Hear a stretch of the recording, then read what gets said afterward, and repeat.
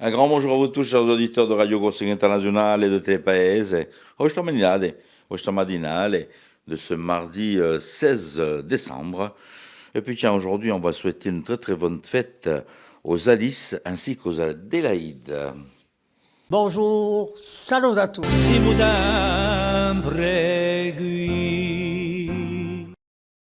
Voilà, notre matinale et notre journée sous peut-être une pluie battante tout au long de la journée, mais on verra ça dans un petit moment avec Philippe pour le bulletin météo de ce jour. Je rappelle qu'on est en alerte orange, hein. Mais bon, Philippe vous en parlera dans un petit moment. Soyez prudents sur les routes, hein. Au programme de votre matinale, comme d'habitude, hein, nos chroniqueurs, hein.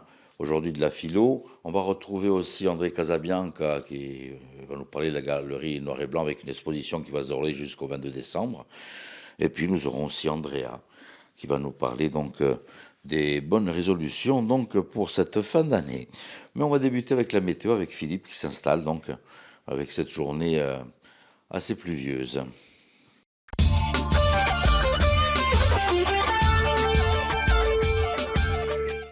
Bonjour Auguste, bonjour à toutes et bonjour à tous. Parapluie de rigueur aujourd'hui Auguste, puisque Météo France a placé notre île en vigilance jaune pour les paramètres pluie, inondation et vagues submersion jusqu'à minuit au plus tôt. Ce mardi, le temps sera le plus souvent donc couvert avec de bonnes averses, de bonnes pluies en matinée. Dans l'après-midi, timide amélioration avec des pluies qui se raréfieront et également qui seront moins denses. Le vent d'est à sud-est sera modéré assez fort le long de la côte orientale. Les températures maximales seront douces dans ce courant de secteur sud, maximales comprises entre 12 et 15 degrés près des côtes et entre 7 et 11 degrés sur le relief.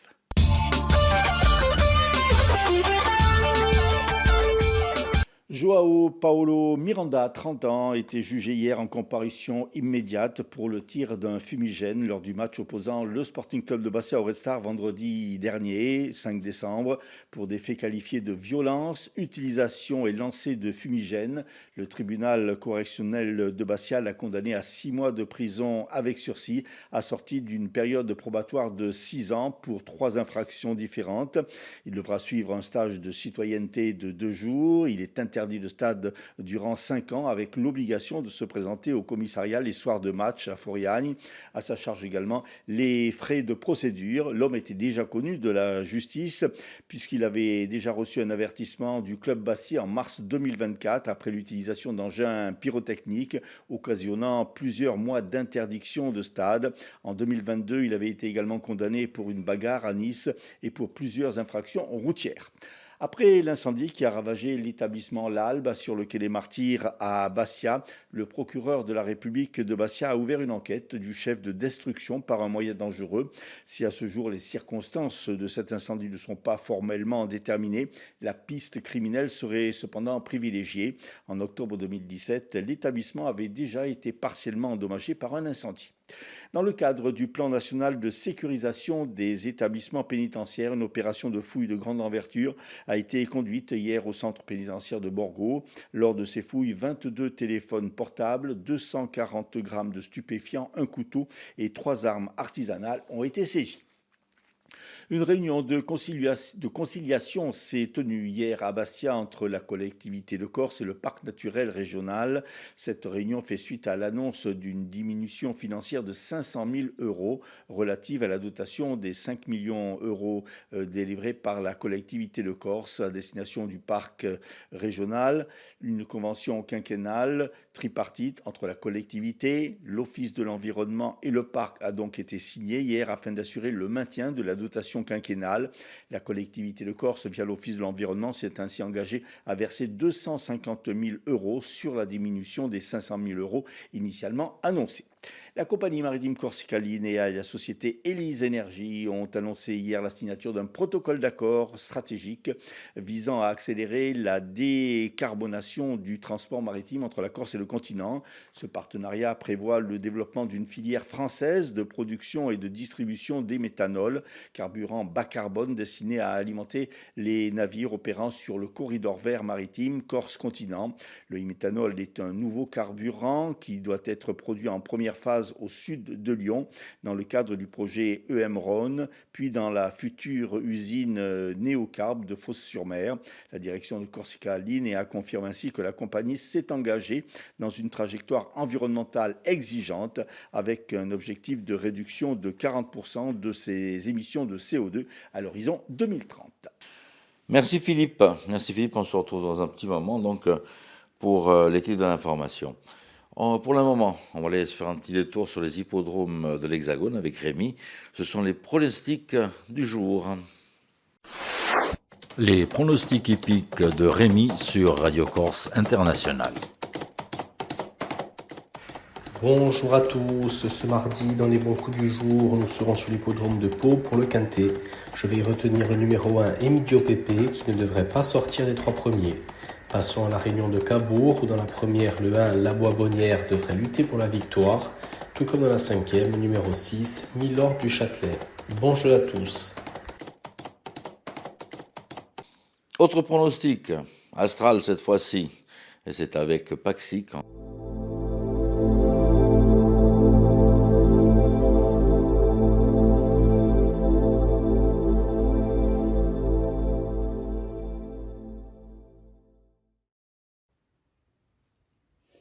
Et bonjour à tous, on se retrouve pour ce mardi, on va voir ce que l'on a à vous dire. Les béliers, si vous prenez conscience de la responsabilité de vos actes et des actions que vous pouvez faire, sachez-le, vous aurez de très très bons résultats, quel que soit le domaine que cela implique. Justement, réfléchissez bien et mettez en place ce qui va vous apporter un bénéfice concret. Les taureaux, vous êtes face à des choix, à des positionnements. Faites-le avec pleine conscience pour pouvoir apporter et contribuer à cette évolution. Les Gémeaux, si vous aviez des déplacements spécifiques à faire aujourd'hui, ils seront peut-être retardés ou annulés. Ce sont des choses qui arrivent, il faudra peut-être les remettre à plus tard. Les Cancers, vous êtes le principal acteur des efforts qui sont à mettre en place pour atteindre les projets qui vont vous apporter de bons résultats. Croyez en vous et continuez de nourrir ce qui vous tient à cœur. Les lions, prenez soin de votre santé, acceptez la réalité et arrêtez de laisser de côté certains symptômes qui sont peut-être latents depuis un moment. Prenez soin de vous, c'est la meilleure chose que vous pourrez faire pour votre personne. Les vierges, écoutez votre instinct et votre intuition, ça vous permettra de voir la réalité de ce qui vous entoure et de ne pas vous faire avoir par de mauvaises surprises de la vie ou de certaines personnes qui vous entourent. Justement, ouvrez l'œil, c'est le temps de faire preuve d'attention. Les balances, vous suscitez la jalousie autour de vous, vous avez peut-être 2 mauvais amis qui sont pas très très loin. Ouvrez l'œil, ne vous faites pas avoir, il est temps de protéger votre petit cocon habituel.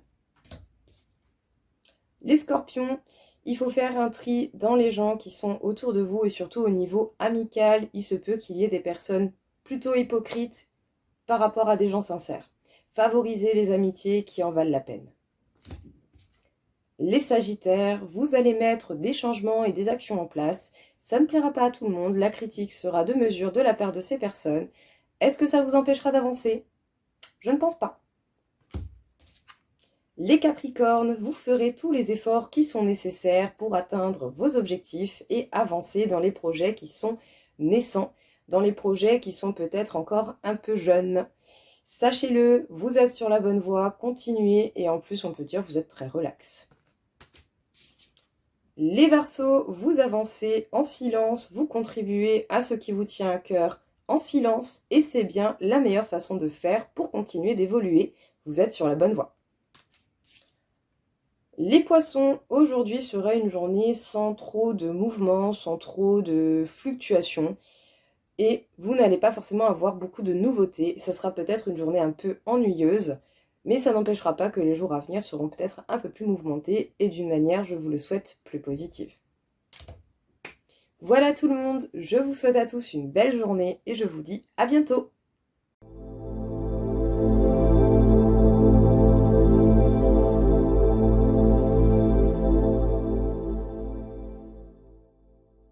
Merci Epaxi.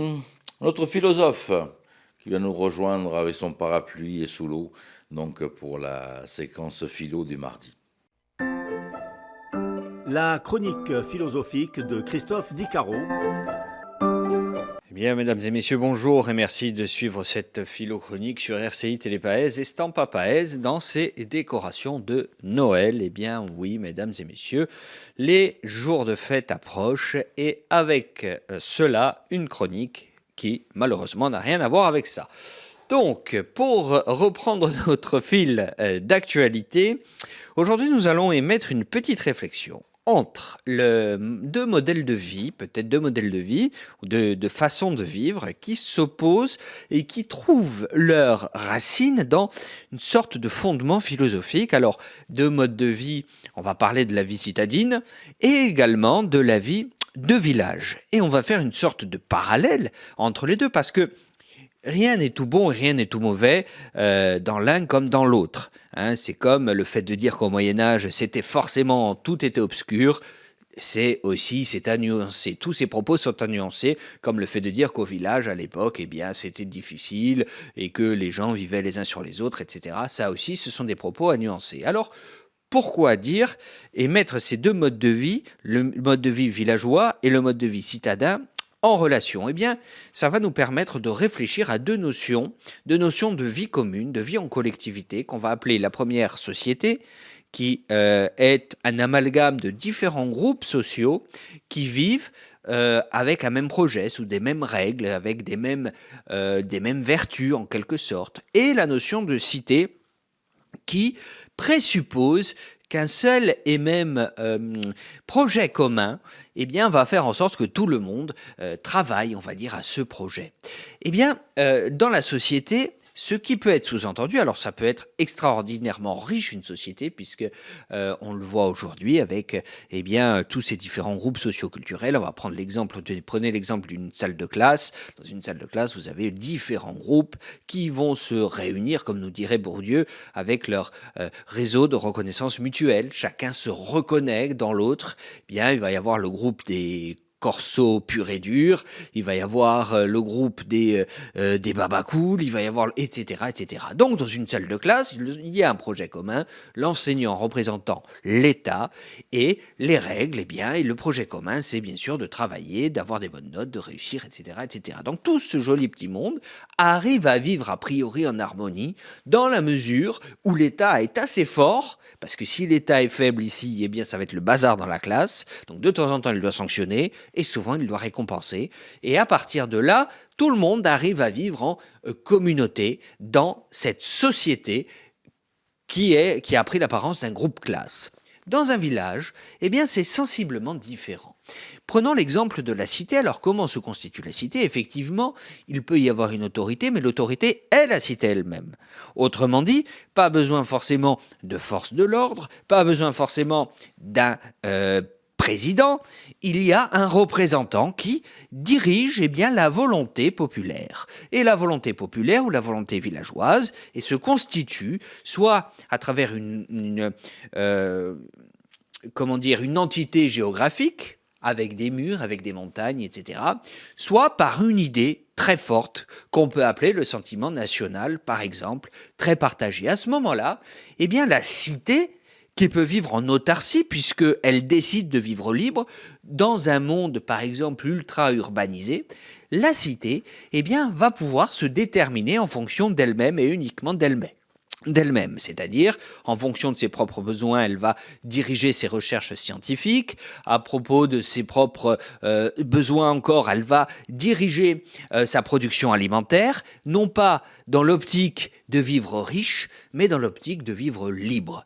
Et donc ici, a priori, pas de soumission à quelque chose d'extérieur, alors que dans la société, avec une multitude d'individus et de groupes qui se réunissent, eh bien à ce moment-là, il faut travailler pour gagner de l'argent, et gagner de l'argent pour vivre pour soi, pour vivre à travers son petit projet au sein d'un grand groupe qu'on va appeler société. Donc, bien évidemment, c'est un petit peu partisan de mon côté, dans la mesure où la vie de village ou la vie de cité eh bien, peut nous ramener ancestralement à la cité antique d'Athènes, par exemple, cette cité-État qui faisait que tous les citoyens pouvaient être éligibles, puisque c'était, allez, on comptait à l'époque de Socrate, environ 15 000 citoyens sur 50 000 habitants. Pas tout le monde était citoyen, mais tous les citoyens avaient le droit de vote, avaient le droit de siéger à la Boulée, qui était la juridiction qui devait rendre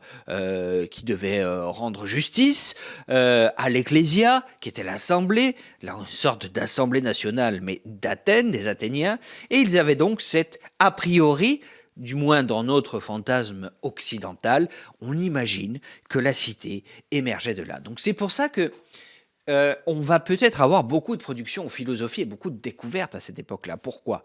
Parce que la valeur suprême d'une civilisation était de comprendre comment fonctionnait l'univers, comment fonctionne tout.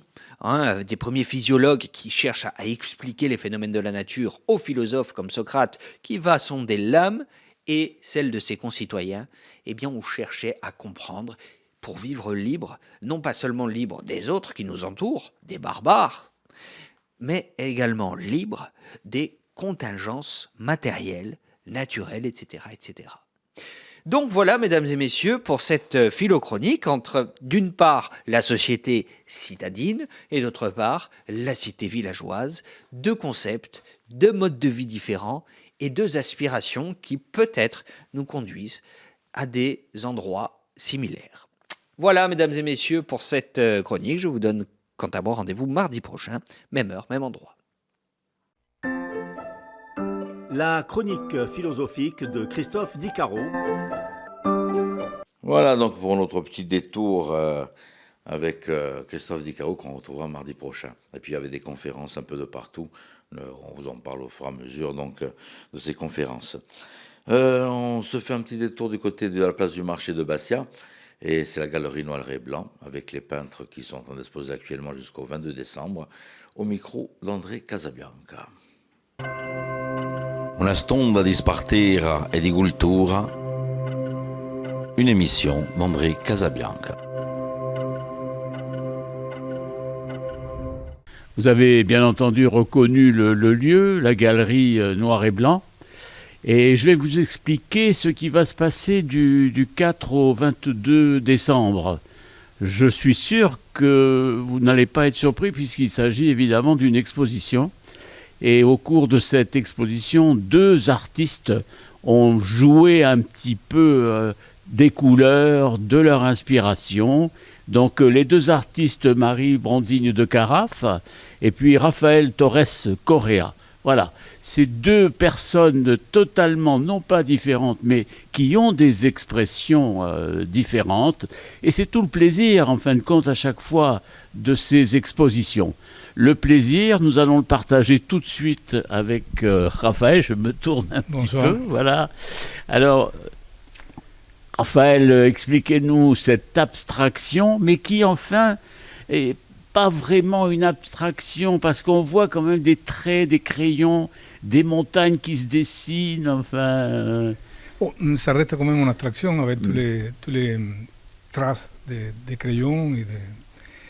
Mon travail, je pense non, c'est inspiré de la nature, c'est-à-dire ce sont des paysages, principalement des paysages, des paysages intérieurs principalement. J'ai eu la chance de beaucoup voyager, de rencontrer beaucoup de cultures différentes, beaucoup de peuples différents, et les paysages à chaque fois changent. Et je pense que tous ces paysages que j'ai à l'intérieur voyagent avec moi, commençant par les miens de Cuba d'abord, et après j'essaie de le faire passer aux gens à travers des messages. Mais quand vous dites grand voyageur, c'est-à-dire quel pays exactement ? Je suis arrivé ici en France de Cuba, c'était mon premier pays, c'était la première fois que je voyageais au monde, c'était pour venir ici en Corse. C'est une bonne idée. Et oui, c'est une très bonne idée parce qu'on restait insulaire. Oui. Et après, on a voyagé au Mexique pendant des années, on a vécu au Mexique. Et après le Mexique, on était en Espagne, quelques années aussi en Espagne. Après, on est rentré en France, mais à la Guyane française, que c'était un lieu extraordinaire pour la nature. Et après la Guyane française, on était allé aux États-Unis pendant quelques années et on vient de rencontrer en Corse pour une dernière destination. Oui. Alors, c'est une belle destination, comme je le disais tout à l'heure. Oui. Et alors, vous êtes par terre, votre toile est par terre, et vous-même, vous êtes proche de votre thème. Oui, tout à fait, tout à fait. C'est ma colonne que lo connaît. Oui, ça, c'est pas pareil, oui. Ma façon de travailler, c'est comme ça. Parce que je me sens très à l'aise dans les grands formats, d'abord. Et après, quand j'ai la toile par terre, il y a tout mon corps qui s'expresse aussi. C'est-à-dire, ce n'est pas simplement ce que j'ai à l'intérieur pour que je l'ai vécu ou pour que je l'imagine, mais il y a aussi ce besoin de me dépenser dans la toile, de rentrer dans la toile. Vous savez, il y a un peintre espagnol, Miguel Barceló, qui a posé une question similaire. Pourquoi les grands formats? Il a répondu simplement, c'est comme se jeter à la mer, c'est comme plonger dans la mer. Et ça, c'est extraordinaire. C'est comme ça que les grands formats, on se sent bien, quand on aime. Oui, mais là, on aime. Oui, donc tout à fait. Il y a une correspondance, c'est-à-dire, on sent des sentiments, on sent une approche identitaire du paysage, à chaque fois différent, évidemment, mais quand même, vous restez dans ce coup de crayon, vous restez dans le poétique. Voilà, l'objectif, c'est ça, Cécile. Et je travaille beaucoup de transparence, de matices de couleurs. Et tout ce mélange qu'on fait, ce n'est pas un simple effet visuel, c'est aussi une approche émotionnelle au paysage. C'est-à-dire que quand le spectateur regarde le tableau, voit les crayons, les changements de couleur, la transparence, la matière aussi, parce que parfois il peut être assez épaisse.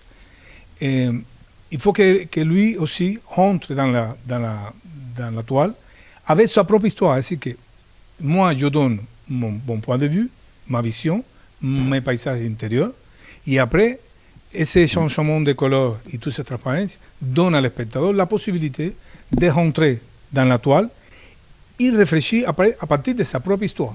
Et c'est là que les émotions peuvent apparaître, c'est là où les sentiments de la personne qu'on respecte à ce qu'elle a vécu puissent l'émotionner. Oui, s'identification. C'est toujours un problème d'émotion. Oui. Et alors, vous êtes à Ajaccio depuis beaucoup d'années quand même. Vous êtes. Bon, oui. Le voyageur s'est un peu posé quand même. Oui. J'ai eu la nationalité française il y a quelques années. Oui. Mais je suis rentré ici en Corse les années 97.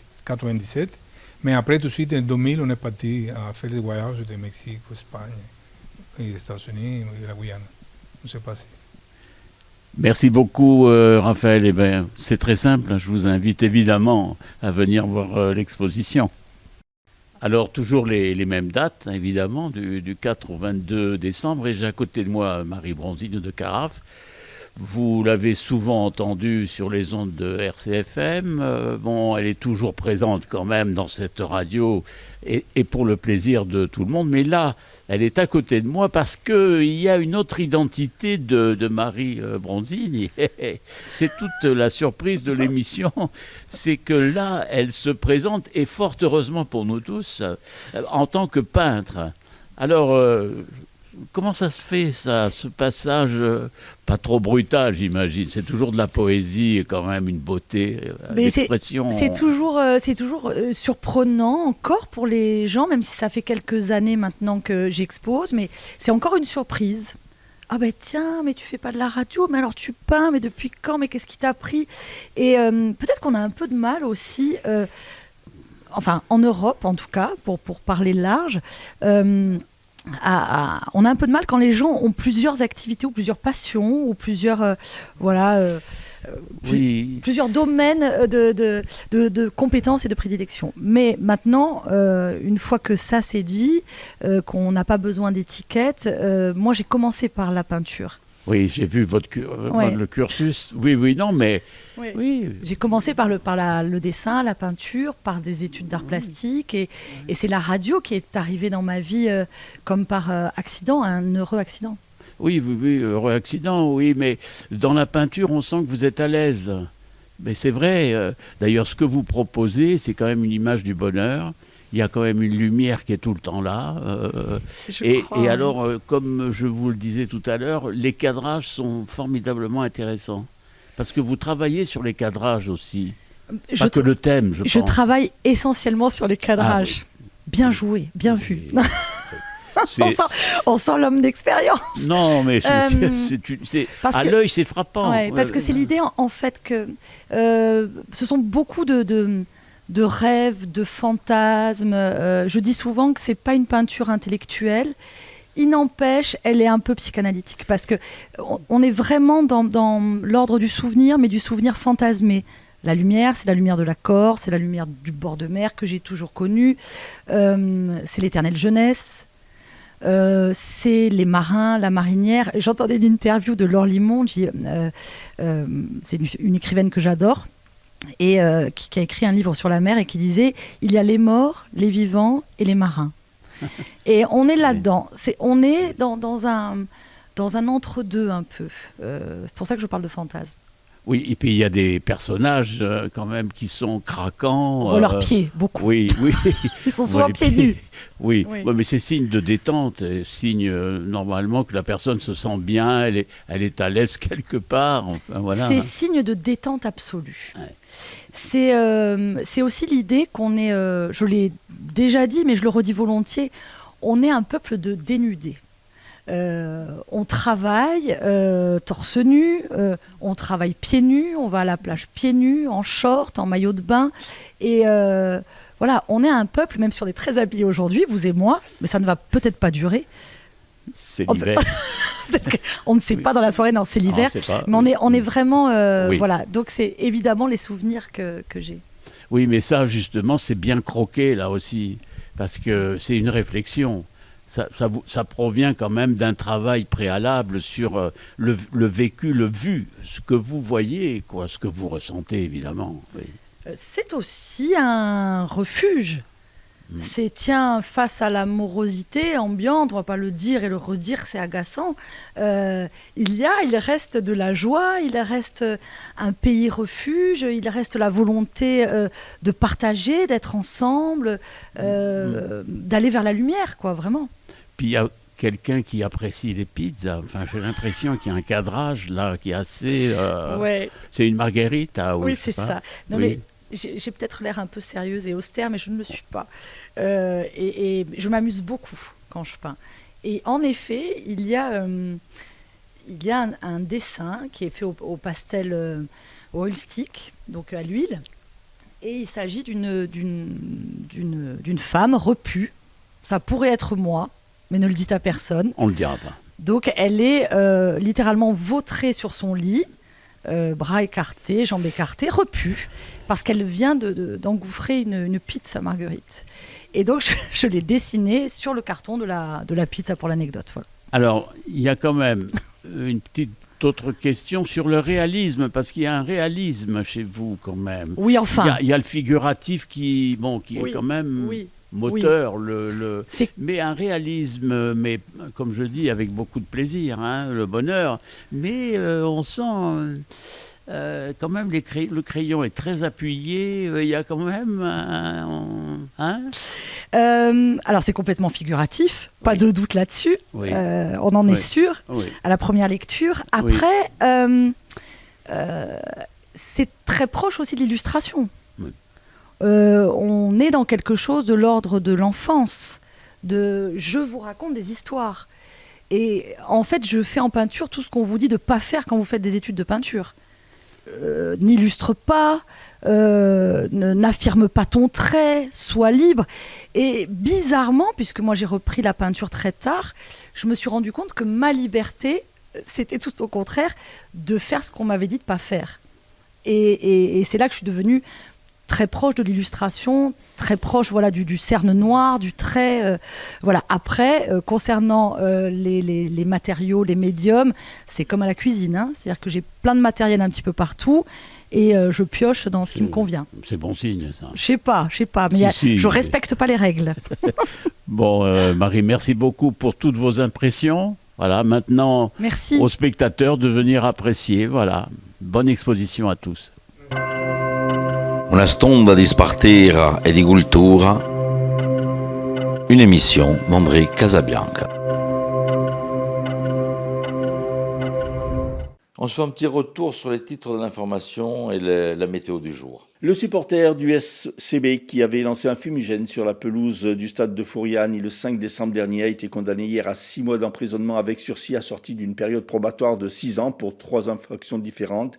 Il est interdit de stade durant 5 ans. Après l'incendie qui a ravagé l'établissement L'Albe sur le quai des Martyrs à Bastia, le procureur de la République de Bastia a ouvert une enquête du chef de destruction par un moyen dangereux. Signature hier d'une convention quinquennale tripartite entre le parc régional et la collectivité de Corse qui s'est ainsi engagée à verser 250 000 € sur la diminution de 500 000 € de subventions initialement annoncées.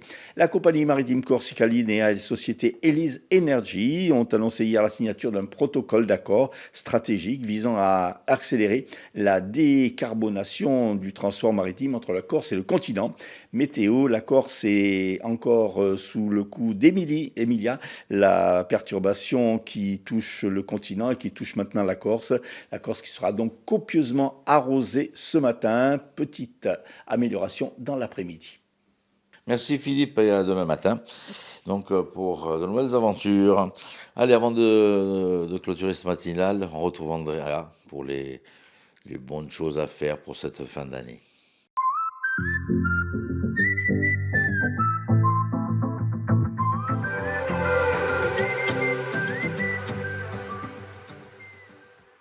Bonjour à tous. Alors aujourd'hui, on va aborder les fêtes et surtout l'avant-fête.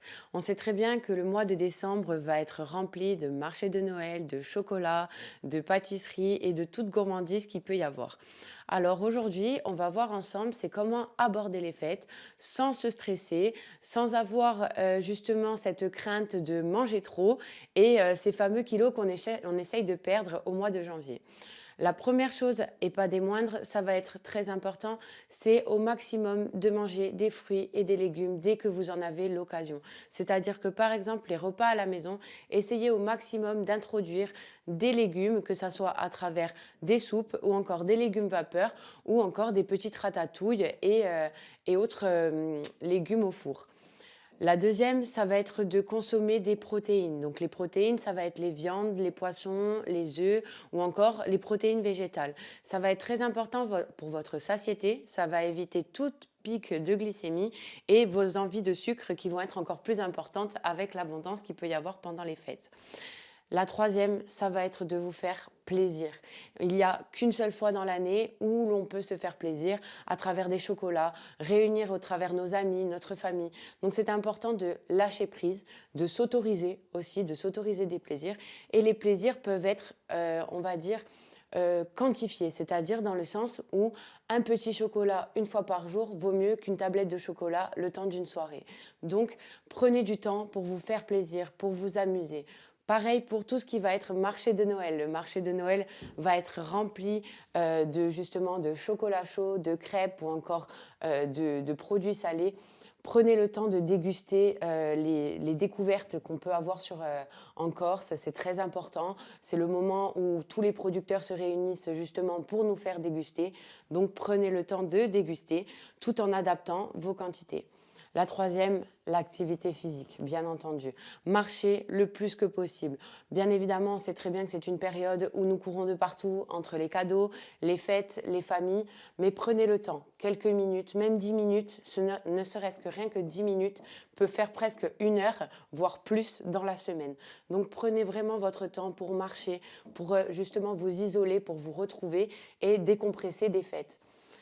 Et les petites astuces pour les après-fêtes à ne pas oublier. Bien évidemment, l'hydratation va être l'aspect le plus important après les fêtes. Bien s'hydrater après l'abondance de nourriture que l'on va avoir sur la table. La deuxième va être de faire attention quand même à l'alcool, de ne pas mélanger les alcools, de faire attention également de prendre soin de vos proches justement à cette occasion-là. Et la troisième, ça va être des infusions. Donc tout ce qui va être infusion de camomille, de tilleul, vraiment, n'hésitez pas sur les infusions. L'eau avec le citron permet de réduire l'acidité qu'on peut avoir. Donc privilégiez par exemple de l'eau tiède avec un peu de citron à l'intérieur.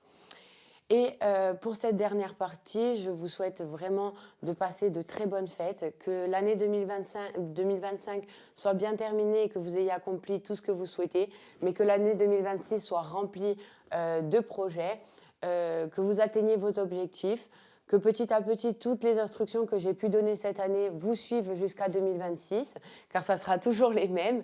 Mais l'objectif, c'est de se mettre en place des objectifs au fur et à mesure, petit bout par petit bout, pour arriver à la fin de l'année et se dire qu'on a déjà fait des progrès, car vaut mieux faire quelques progrès plutôt que justement se dire je le ferai plus tard. Voilà. Donc je vous souhaite de très bonnes fêtes, une très bonne fin d'année et à très bientôt.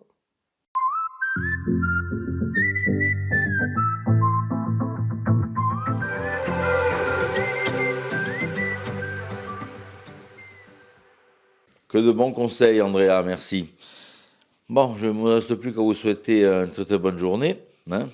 On peut aller à la recherche des escargots, hein, si vous aimez ça. Hein. C'est la journée pour ça. N'oubliez pas votre parapluie, votre impair aujourd'hui, parce que ça va tomber tout au long de la journée. Voilà, et soyez surtout prudents sur les routes. Vi dico domani, tieni de volte, e ci vediamo domani mattina. Bonjour, salut à tous. Si vous en